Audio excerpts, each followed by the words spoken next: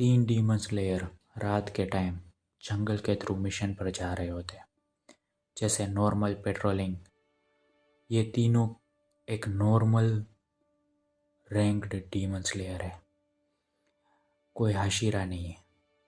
जंगल शांत है, बस इंसेक्ट और जानवर की आवाज़ें आती है। तभी उन्हें पीछे से कुछ मूवमेंट की आवाज़ सुनाई देती है, जैसे कोई हलचल। उनमें से एक बोलता है कि शायद डीमन उसका पीछा कर रहा है। तीनों तुरंत रुक जाते हैं और अपनी तलवारें हाथ में ले लेते हैं। जैसे ही वो पीछे मुड़ते, सच में उसके सामने एक डीमन खड़ा होता है और वो देख पा रहे हैं कि डीमन ऐसे ही शांत खड़ा है, जैसे वो चल रहा था और चलते चलते अचानक रुक गया। लेकिन अगले ही सेकंड में कुछ अजीब होता है। वही डीमन जो भी उसके पीछे चल रहा था, उसका सर एक तरफ से झुकता है और बाद में स्लाइड होके जमीन पे गिर जाता है। तीनों डीमन स्लेयर को कुछ समझ नहीं आता कि अटैक कहाँ से किया, किसने किया और इसका सर कैसे नीचे गिरा। किसी ने स्वॉर्ड चलते हुए नहीं देखी, कोई हलचल की आवाज़ नहीं सुनी। उनमें से एक बोलता है कि शायद कोई हाशिरा आसपास होगा। तीनों उधर उधर देखने लगते हैं पर उनको कोई मिलता नहीं है। तभी उसकी नज़र थोड़ी दूर खड़े एक लड़के पर पड़ती है। वो भी डीमन स्लेयर यूनिफॉर्म पहना और उसके हाथ में निशिरिन स्वॉर्ड भी होती है। वो लड़का ठीक से खड़ा भी नहीं हो पा रहा। उसकी सांस तेज चल रही है और उसके शरीर में कंपन हो रहे हैं।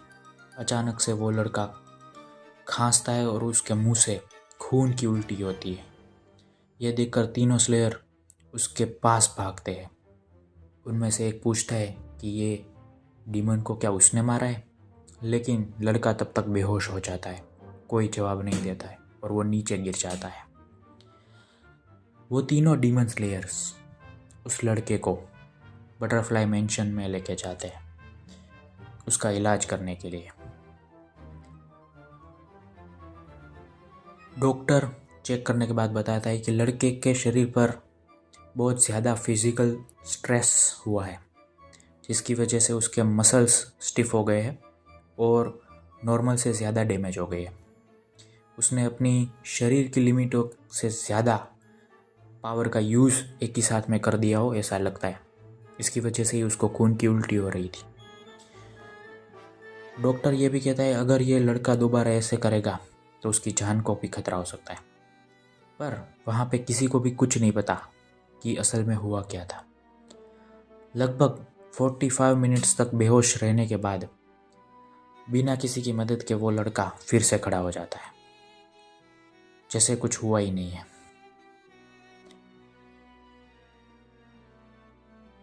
वो खुद से बेड पर उठ जाता है और डॉक्टर उसे रुकने को बोलता है, पर लड़का उसकी बात नहीं सुनता है।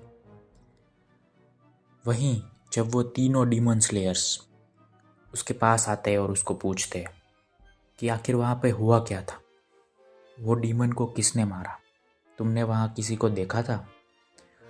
वो लड़का उसके सामने देखता है पर उसको कोई जवाब नहीं देता है और वहाँ से निकल जाता है। अपनी तलवार उठा के वहाँ से वो निकल जाता है। अब यहाँ पे क्या हुआ, वो लड़का कौन था और क्या उसके पास कोई स्पेशल एबिलिटी या फिर कोई स्पेशल ब्रीथिंग टेक्निक थी? वो लड़का कितना इम्पोर्टेंट हो सकता है अगर हम उसे इन्फिनिटी कासल बैटल में मुराता की जगह उतार दें? ये सब जानने के लिए आपको देखना पड़ेगा वीडियो का नेक्स्ट पार्ट। ये सिर्फ एक इंट्रोडक्टरी वीडियो है, असली स्टोरी बाद में शुरू होगी। तो क्या थी उसकी पावर और कितना पावरफुल था वो, और अगर वो पावरफुल है तो फिर वो खून की उल्टियाँ खुद क्यों कर रहा है, और क्या उसी ने डीमन को मारा था या किसी और चीज़ का उस पे हाथ था? कहीं उसकी तलवार तो जादुई नहीं? ये सब बात आपको जानने को मिलेगी नेक्स्ट वीडियो में। तो तब तक के लिए सब्सक्राइब कर लीजिए और बेल आइकन दबा दीजिए। Thank you so much. Demon slayer arc में नए कैरेक्टर की एंट्री हो चुकी है और ये प्योर फैन थियरी है। वैसे फैन थियरी नहीं बोल सकते क्योंकि ये पूरा एक अलग ही आर्क हो सकता है जिसको मैं ऐड करूँगा डीमन स्लेयर के अंदर, एक नया कैरेक्टर।